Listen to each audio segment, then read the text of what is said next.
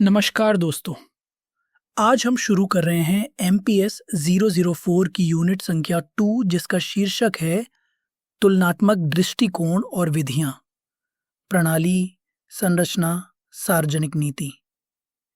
इस इकाई में हम ये जानेंगे कि तुलनात्मक राजनीति में विभिन्न देशों की राजनीतिक व्यवस्थाओं और प्रक्रियाओं का अध्ययन किन तरीकों से किया जाता है। यह यूनिट मुख्य रूप से 3 प्रमुख दृष्टिकोणों पर आधारित है। पहला है सिस्टम्स अप्रोच यानी प्रणाली दृष्टिकोण। दूसरा है स्ट्रक्चरल फंक्शनल अप्रोच यानी संरचनात्मक कार्यात्मक दृष्टिकोण। और तीसरा है पब्लिक पॉलिसी पर्सपेक्टिव यानी सार्वजनिक नीति का दृष्टिकोण।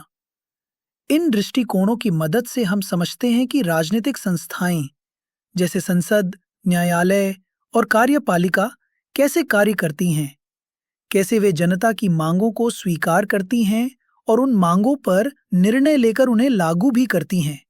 साथ ही हम यह भी देखेंगे कि एक राजनीतिक व्यवस्था अपने एनवायरनमेंट यानी सामाजिक, आर्थिक और सांस्कृतिक परिवेश के साथ किस प्रकार संवाद करती है और उस पर कैसे प्रतिक्रिया देती है।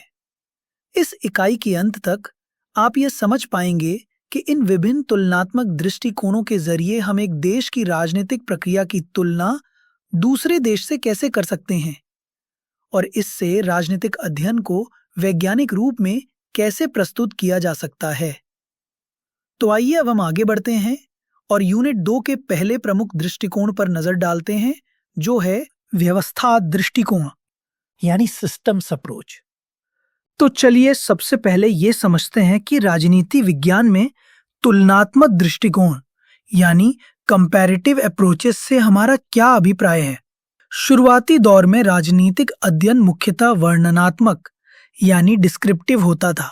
उस समय के विद्वान ये बताते थे कि किसी एक देश की सरकार या राजनीतिक संस्था कैसे काम करती है, लेकिन वे शायद ही कभी उसकी तुलना अन्य देशों और व्यवस्थाओं से करते थे।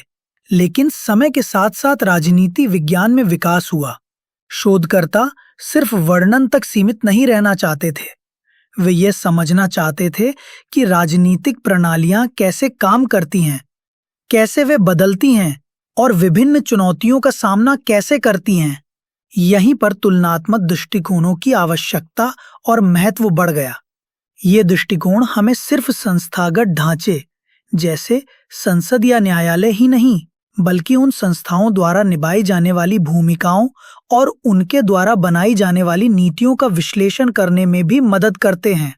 आधुनिक तुलनात्मक राजनीति में 3 दृष्टिकोण प्रमुख रूप से उभरते हैं। पहला है सिस्टम्स अप्रोच यानी प्रणाली दृष्टिकोण, जो राजनीति को एक पारस्परिक क्रिया की प्रक्रिया के रूप में देखता है। दूसरा है स्ट्रक्चरल फंक्शनल अप्रोच यानी संरचनात्मक कार्यात्मक दृष्टिकोण, जो राजनीतिक संस्थाओं और उनकी भूमिकाओं पर केंद्रित होता है। और तीसरा है पब्लिक पॉलिसी पर्सपेक्टिव यानी सार्वजनिक नीति का दृष्टिकोण, जो यह अध्ययन करता है कि वास्तव में सरकारें क्या करती हैं। इन दृष्टिकोणों के माध्यम से विद्वानों का उद्देश्य यह है कि वे राजनीति को गहराई से वैज्ञानिक रूप में और विभिन्न राष्ट्रों और संस्कृतियों के संदर्भ में समझ सकें। अब आइए आगे बढ़ते हैं और समझते हैं व्यवस्था दृष्टिकोण की उत्पत्ति और उसकी रूपरेखा। अब हम शुरुआत करते हैं पहले प्रमुख दृष्टिकोण से, जिसे कहा जाता है सिस्टम्स अप्रोच यानी प्रणाली दृष्टिकोण। ये दृष्टिकोण तुलनात्मक राजनीति में सबसे पहले अपनाए गए और प्रभावशाली मॉडलों में से एक है। सिस्टम्स अप्रोच को प्रेरणा मिली अन्य विषयों से, जैसे कि बायोलॉजी यानी जीव विज्ञान, साइबरनेटिक्स यानी नियंत्रण सिद्धांत और इंजीनियरिंग यानी अभियांत्रिकी से। इस दृष्टिकोण में राजनीति को एक ओपन सिस्टम यानी एक खुली प्रणाली के रूप में देखा जाता है, जो अपने सामाजिक, आर्थिक और सांस्कृतिक वातावरण से निरंतर संवाद करता है। जैसे एक जीवित जीव अपने वातावरण से प्रतिक्रिया करता है, वैसे ही राजनीतिक प्रणाली समाज की मांगों और अपेक्षाओं का उत्तर देती है। प्रणाली दृष्टिकोण मानता है कि एक राजनीतिक व्यवस्था अनेक परस्पर जुड़ी हुई संस्थाओं और प्रक्रियाओं से मिलकर बनी होती है। ये सभी भाग मिलकर उस प्रणाली को स्थिर बनाए रखते हैं, परिवर्तन को समाहित करते हैं और अंतिम रूप से निर्णयों का निर्माण करते हैं। इस दृष्टिकोण की एक खास बात है इसका ध्यान इनपुट और आउटपुट पर केंद्रित होना। यहाँ इनपुट से आशय है जनता की ओर से आने वाली मांगे और समर्थन, और आउटपुट का मतलब है राजनीतिक प्रणाली द्वारा लिए गए निर्णय और की गई कार्रवाइयां। इसके साथ ही एक और महत्वपूर्ण अवधारणा है फीडबैक, यानी प्रतिक्रिया चक्र, जिसका मतलब है कि ये अपने कार्यों के परिणामों से सीखती है और भविष्य के निर्णयों को उसी के आधार पर सुधारती है। इसमें राजनीतिक प्रणाली अपने कार्यों के परिणामों को देखकर ये समझने की कोशिश करती है कि आगे क्या सुधार किया जाना चाहिए। यही प्रतिक्रिया प्रणाली को समय के साथ अनुकूल और स्थिर बनाए रखती है। अब जब हमने प्रणाली दृष्टिकोण की मूल अवधारणा समझ ली है, तो आइए अगली स्लाइड में जानते हैं डेविड ईस्टन का कार्य और इस दृष्टिकोण के विकास में उनका योगदान। अब आइए हम और गहराई से समझते हैं डेविड ईस्टन द्वारा प्रस्तुत की गई प्रणाली की वैचारिक रूपरेखा, जो कि तुलनात्मक राजनीति में सिस्टम्स अप्रोच यानी प्रणाली दृष्टिकोण की सबसे अहम विशेषताओं में से एक मानी जाती है। ईस्टन का मानना था कि राजनीतिक व्यवस्थाओं का अध्ययन भी वैज्ञानिक ढंग से किया जा सकता है, बिल्कुल वैसे ही जैसे बायोलॉजिकल सिस्टम्स यानी जैविक प्रणालियों का किया जाता है। उन्होंने अपने मॉडल के विकास में 3 प्रमुख चरणों की पहचान की। पहला था डिस्क्रिप्टिव फेज यानी वर्णनात्मक चरण, जिसका उद्देश्य था केवल यह बताना कि राजनीतिक संस्थाएं और व्यवहार कैसे काम करते हैं। दूसरा चरण था एनालिटिकल फेज यानी विश्लेषणात्मक चरण, जहां उन्होंने प्रणाली के भीतर मौजूद मूल अवधारणाओं और उनके आपसी संबंधों को चिन्हित किया, जैसे कि इनपुट, आउटपुट और फीडबैक। तीसरा चरण था थ्योरेटिकल फेज यानी सैद्धांतिक चरण, जिसमें ईस्टन ने कुछ अमूर्त मॉडल बनाए जिन्हें विभिन्न राजनीतिक व्यवस्थाओं, खास तौर पर गैर पश्चिमी देशों में भी लागू किया जा सकता था। ईस्टन ने राजनीतिक प्रणाली को इस तरह परिभाषित किया, एक ऐसी प्रक्रिया जिसके माध्यम से समाज में मूल्यों का अधिकृत, प्राधिकृत वितरण किया जाता है। सरल भाषा में कहें तो यह वही प्रक्रिया है जिससे तय किया जाता है किसे क्या, कब और कैसे मिलेगा, और यह भी कि उस फैसले को समाज में वैधता, लेजिटिमेसी कैसे प्राप्त होती है। उनके मॉडल का मूल जोर था स्थिरता यानी स्टेबिलिटी और अनुकूलनशीलता यानी एडेप्टेबिलिटी। किसी भी राजनीतिक प्रणाली के लिए यह जरूरी है कि वह जनता की मांगों को प्रभावी ढंग से संसाधित करे और लगातार जन समर्थन बनाए रखे, तभी वह जीवित रह सकती है। अब जब हमने डेविड ईस्टन की इस विचारधारा को समझ लिया है, तो अगली स्लाइड में हम जानेंगे कि उनकी सोच समाजशास्त्र, साइबरनेटिक्स और अर्थशास्त्र जैसे किन प्रमुख विचारों और विषयों से प्रेरणा मिली। चलिए ये समझते हैं कि डेविड ईस्टन के प्रणाली दृष्टिकोण यानी सिस्टम्स अप्रोच को किन किन बौद्धिक विचारधाराओं और क्षेत्रों से प्रेरणा मिली। उनकी पहली प्रेरणा थी टेलकट पार्सन्स का सामाजिक तंत्र सिद्धांत।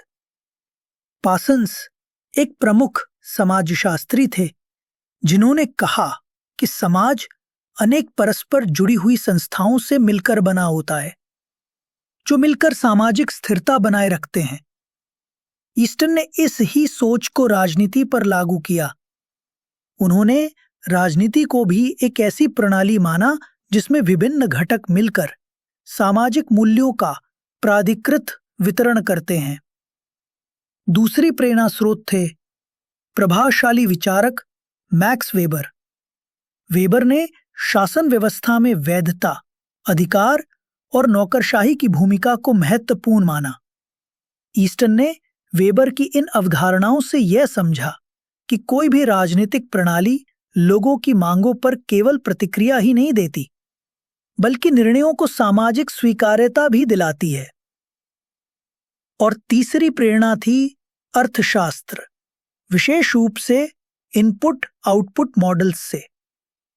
इसमें संसाधन प्रणाली में प्रवेश करते हैं और फिर परिणाम में बदल जाते हैं। ईस्टन ने यह विचार राजनीतिक प्रणाली पर लागू किया, जहां जनता की मांगे यानी इनपुट प्रणाली में प्रवेश करती हैं और आउटपुट यानी निर्णय और नीतियों के रूप में बाहर आती हैं। एक और प्रेरणा थी साइबरनेटिक्स, जो कि नियंत्रण और फीडबैक तंत्र का अध्ययन करती है। यहीं से ईस्टन ने अपने मॉडल में फीडबैक लूप की अवधारणा जोड़ी, जिसके अनुसार राजनीतिक प्रणाली अपने कार्यों से सीखकर आगे के निर्णयों को बेहतर बनाती है। तो इस तरह ईस्टन की सोच समाजशास्त्र, अर्थशास्त्र और तकनीकी सिद्धांतों का समावेश है, जिसने उनके प्रणाली दृष्टिकोण को एक वैज्ञानिक और व्यवहारिक रूप दिया। अब अगली स्लाइड में हम देखेंगे कि प्रणाली दृष्टिकोण को वास्तव में कैसे राजनीतिक अध्ययन में लागू किया गया। अब जब हम डेविड ईस्टन के प्रणाली दृष्टिकोण यानी सिस्टम्स अप्रोच की अवधारणा समझ चुके हैं, तो आइए ये देखें कि इसे राजनीतिक अध्ययन में कैसे लागू किया गया। यह दृष्टिकोण खासतौर पर इस बात को समझने में सहायक होता है कि राजनीतिक प्रणाली समय के साथ स्थिरता कैसे बनाए रखती है और विभिन्न चुनौतियों के प्रति प्रतिक्रिया कैसे देती है। इसका एक प्रारंभिक और उल्लेखनीय उपयोग किया कार्ल डॉइच ने, जिन्होंने यह दिखाया कि राजनीति में सूचना यानी इंफॉर्मेशन का आदान प्रदान कितना महत्वपूर्ण होता है। डॉइच का मानना था कि किसी भी राजनीतिक प्रणाली की प्रभावशीलता इस पर निर्भर करती है कि वो सूचना को कितनी कुशलता से प्राप्त, संसाधित और प्रतिक्रिया के रूप में उपयोग करती है। एक अन्य उपयोग देखने को मिला डेविड सिंगर के कार्यों में, जिन्होंने विदेश नीति या फॉरेन पॉलिसी के निर्णयों का विश्लेषण करने के लिए इनपुट आउटपुट विश्लेषण का प्रयोग किया। सिंगर ने यह दिखाया कि अंतरराष्ट्रीय व्यवस्था कैसे दबाव डालती है और राजनीतिक प्रणाली उन दबावों के आधार पर किस प्रकार की नीतियां बनाती है। इन उदाहरणों से यह स्पष्ट होता है कि प्रणाली दृष्टिकोण सिर्फ एक सैद्धांतिक मॉडल नहीं है, बल्कि ये एक लचीला उपकरण है जिसका उपयोग घरेलू और अंतर्राष्ट्रीय दोनों ही राजनीति को समझने में किया जा सकता है। हालांकि इस मॉडल की कुछ सीमाएं भी हैं, जिन्हें हम अगली स्लाइड में विस्तार से जानेंगे। अब हम बात करेंगे उन आलोचनाओं की जो समय समय पर प्रणाली दृष्टिकोण यानी सिस्टम्स अप्रोच पर की गई हैं।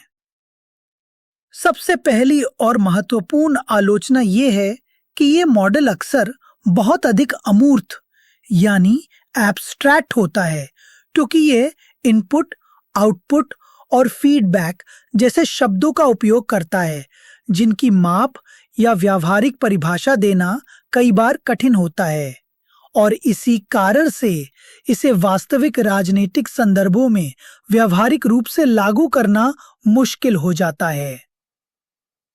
दूसरी आलोचना ये है कि ये दृष्टिकोण ये मानकर चलता है कि राजनीतिक प्रणाली सामान्यतः स्थिर और संतुलित होती है, लेकिन असल दुनिया में हम देखते हैं कि अनेक राजनीतिक व्यवस्थाएं संघर्ष, असंतुलन और तेजी से बदलाव का सामना करती हैं।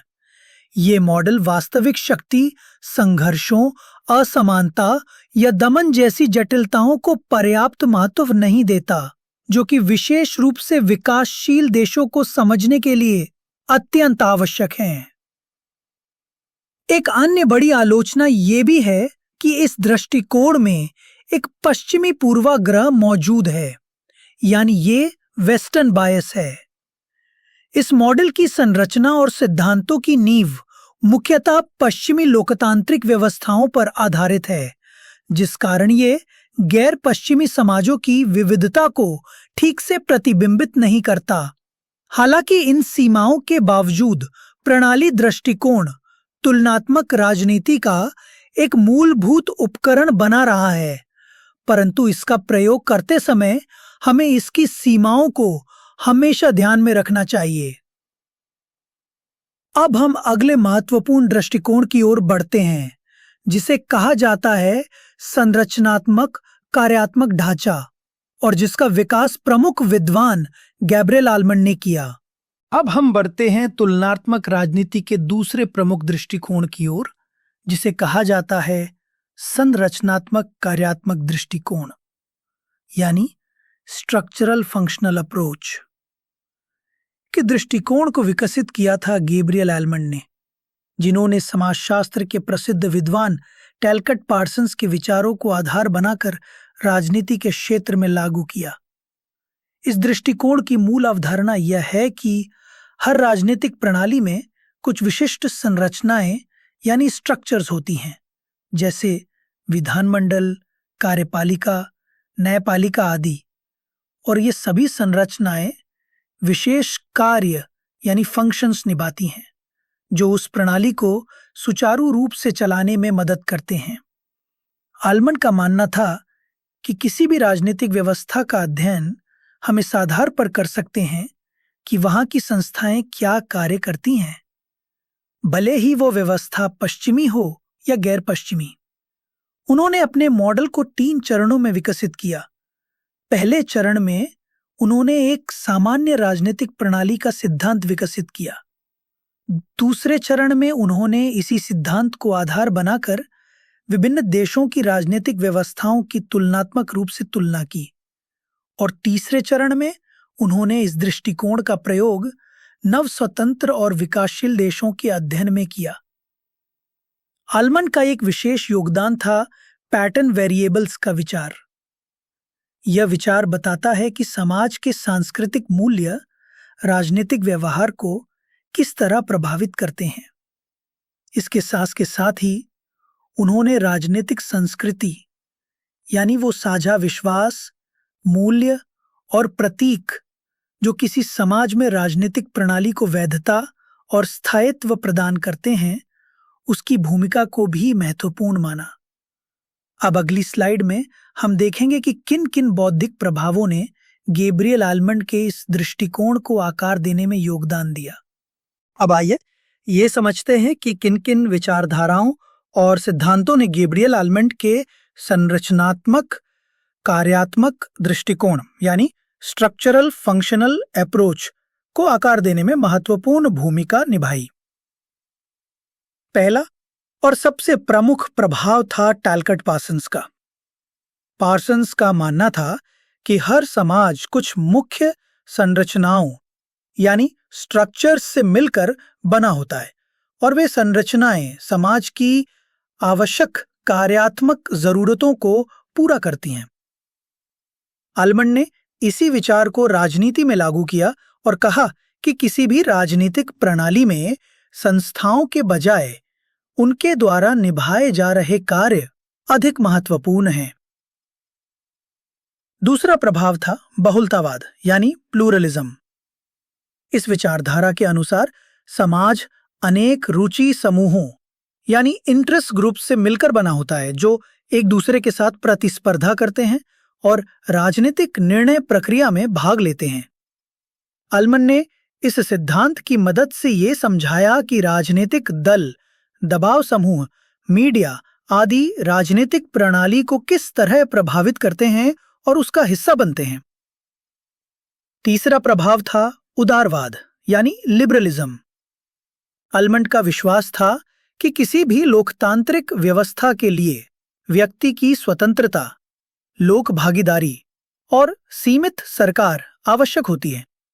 उन्होंने इन सभी विचारों को मिलाकर एक ऐसा ढांचा तैयार किया जो न सिर्फ विकसित राष्ट्रों बल्कि विकासशील देशों पर भी लागू हो सके, क्योंकि उसमें संस्थाओं के नामों से ज्यादा उनके कार्य और भूमिकाओं पर जोर दिया गया।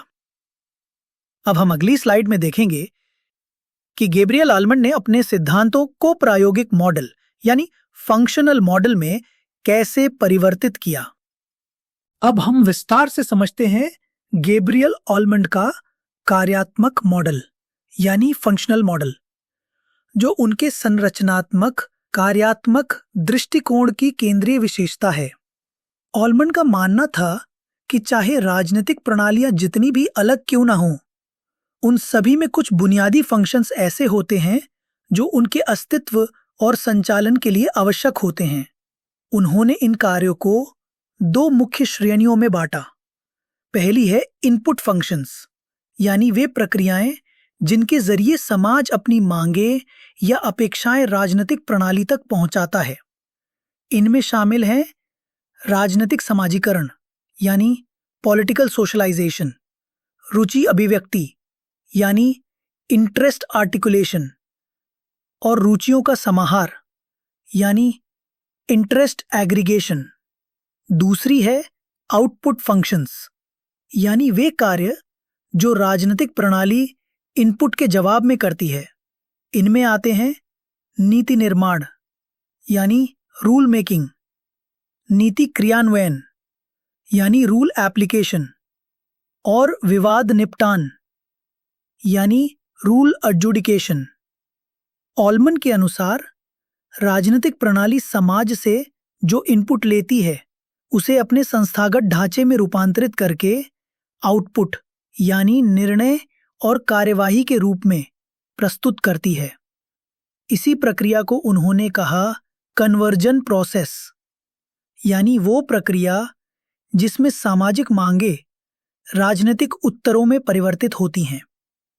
ऑलमंड ने इस पूरे मॉडल को चित्रों और डायग्राम्स के माध्यम से भी समझाया, जिनमें यह दिखाया गया कि राजनीतिक प्रणाली किस तरह अपने वातावरण से संपर्क करती है। ईस्टन के मॉडल की तरह ही ऑलमंड ने भी बाहरी वातावरण को महत्वपूर्ण माना, लेकिन उन्होंने विशेष रूप से ये स्पष्ट किया कि कौन सी संस्थाएं कौन से कार्य निभा रही हैं। सबसे बड़ी बात यह थी कि उन्होंने संस्थाओं के नाम से ज्यादा उनके कार्यात्मक महत्व पर जोर दिया। इससे यह दृष्टिकोण विभिन्न प्रकार की राजनीतिक व्यवस्थाओं की तुलना में अधिक उपयोगी बन गया। अब हम अगली स्लाइड में देखेंगे कि इस दृष्टिकोण को किन प्रमुख आलोचनाओं का सामना करना पड़ा। हालांकि गैब्रियल ऑलमंड का संरचनात्मक कार्यात्मक दृष्टिकोण यानी स्ट्रक्चरल फंक्शनल अप्रोच तुलनात्मक राजनीति में बहुत प्रसिद्ध और मान्य है, लेकिन इसे कई प्रमुख विद्वानों की ओर से तीखी आलोचनाएं भी मिली हैं।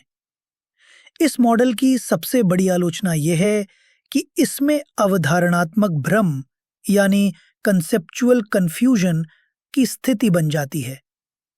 कई शब्द जैसे फंक्शन या स्ट्रक्चर इतने व्यापक रूप से उपयोग किए जाते हैं कि उन्हें स्पष्ट रूप से परिभाषित करना और मापना कठिन हो जाता है। दूसरी आलोचना यह है कि ये मॉडल अक्सर अस्पष्ट सामान्यीकरण यानी वेग जनरलाइजेशन की ओर ले जाता है। ऑलमंड ने एक सर्वव्यापक ढांचा यानी यूनिवर्सल फ्रेमवर्क तैयार करने की कोशिश की, पर इससे वो विभिन्न राजनीतिक प्रणालियों की जटिलताओं को जरूरत से ज्यादा सरल कर देते हैं।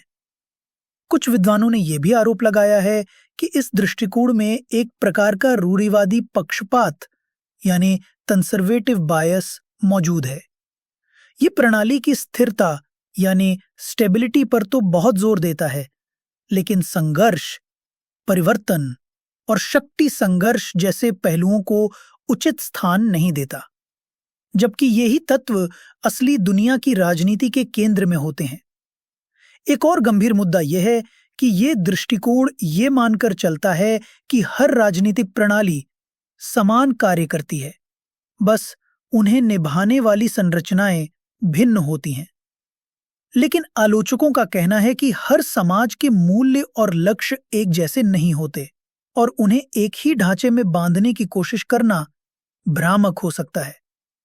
डॉन मार्टिनडेल, सी राइट मिल्स और एस.ई. फाइनर जैसे प्रसिद्ध विद्वानों ने इस दृष्टिकोण की वैचारिक और प्रायोगिक सीमाओं पर प्रश्न उठाए हैं। फिर भी इन आलोचनाओं के बावजूद ऑलमंड का कार्य तुलनात्मक राजनीति में अत्यंत महत्वपूर्ण है, क्योंकि उन्होंने संस्थाओं की तुलना के लिए एक कार्यात्मक पद्धति प्रदान की। अब हम बढ़ते हैं अपने अंतिम प्रमुख दृष्टिकोण की ओर, जिसे कहा जाता है सार्वजनिक नीति दृष्टिकोण, यानी पब्लिक पॉलिसी पर्सपेक्टिव। अब हम बढ़ते हैं यूनिट के तीसरे प्रमुख दृष्टिकोण की ओर, जिसे कहा जाता है सार्वजनिक नीति दृष्टिकोण, यानी पब्लिक पॉलिसी पर्सपेक्टिव। यह दृष्टिकोण पहले देखे गए व्यवस्था दृष्टिकोण यानी सिस्टम्स अप्रोच या संरचनात्मक कार्यात्मक दृष्टिकोण यानी स्ट्रक्चरल फंक्शनल अप्रोच से अलग है। यह इस बात पर केंद्रित होता है कि सरकारें वास्तव में करती क्या हैं, विशेष रूप से उनकी नीतिगत परिणामों यानी पॉलिसी आउटपुट्स और निर्णय निर्माण यानी डिसीजन मेकिंग प्रक्रियाओं पर।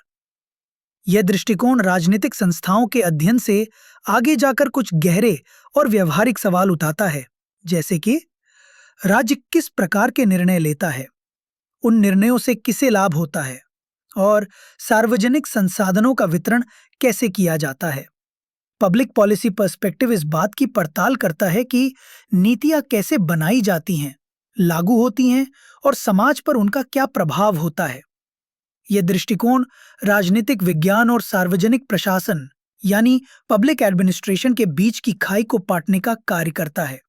यह विशेष रूप से सरकारी प्रदर्शन गवर्नेंस परफॉर्मेंस के मूल्यांकन के लिए उपयोगी है, जैसे कि क्या कोई नीति प्रभावी है, कुशलता से लागू हुई है या न्याय संगत है। डेविड ईस्टन, हेरोल्ड लैसवेल और थॉमस डाई जैसे विद्वानों ने इस दृष्टिकोण को विकसित करने में महत्वपूर्ण भूमिका निभाई है। इनका कार्य इस पर केंद्रित था कि सार्वजनिक समस्याएं कैसे पहचानी जाती हैं, नीति निर्माण की एजेंडा प्रक्रिया कैसे बनती है और समाधान किस तरह से लागू किए जाते हैं। यह दृष्टिकोण हमें विकास नीतियों, शिक्षा सुधार, स्वास्थ्य प्रणाली और अन्य क्षेत्रों के तुलनात्मक अध्ययन की भी संभावना प्रदान करता है। तो अब सवाल ये नहीं है कि प्रणाली क्या है, बल्कि ये है कि प्रणाली वास्तव में उत्पादन क्या करती है। अब अगली स्लाइड में हम जानेंगे कि मार्क्सवादी और एलीट सिद्धांतों ने सार्वजनिक नीति की भूमिका को समाज में कैसे व्याख्यायित किया है। अब आइए हम ये समझें कि मार्क्सवादी दृष्टिकोण और एलीट थ्योरी यानी विशिष्ट वर्ग सिद्धांत सार्वजनिक नीति को कैसे डिस्क्राइब करते हैं।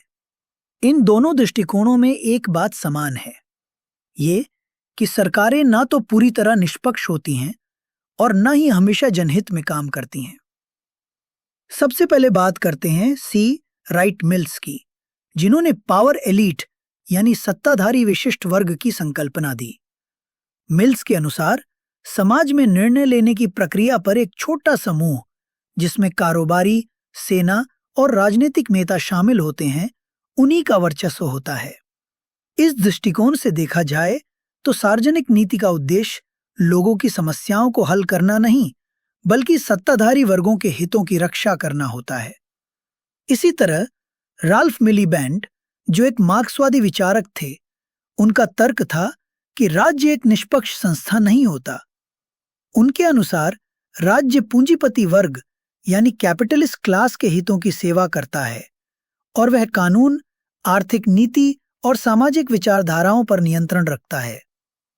इन दोनों विचारधाराओं में सार्वजनिक नीति को एक ऐसे उपकरण के रूप में देखा जाता है जो सत्ता को बनाए रखने का कार्य करता है, न कि समानता या न्याय सुनिश्चित करने का।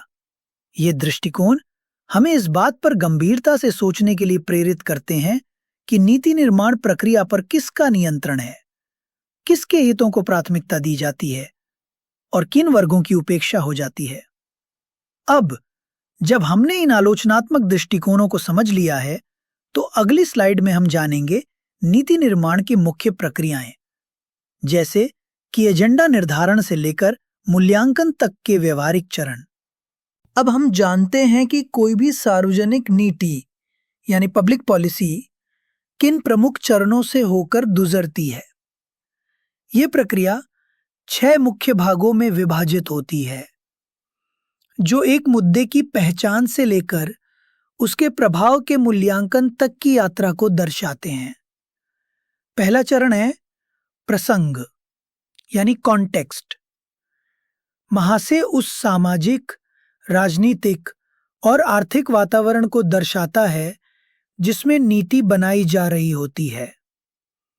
उदाहरण के लिए, कोविड महामारी के दौरान बनी स्वास्थ्य नीति सामान्य समय की नीति से बहुत अलग होगी। दूसरा चरण है एजेंडा निर्धारण यानी एजेंडा सेटिंग। ये वो प्रक्रिया है जिसमें तय किया जाता है कि किन मुद्दों को प्राथमिकता दी जाएगी और किन्हें नजरअंदाज किया जाएगा। यहां पर सत्ता और प्रभाव की भूमिका अत्यंत महत्वपूर्ण होती है। तीसरा हिस्सा है अभिनेताओं की भागीदारी यानी एक्टर्स।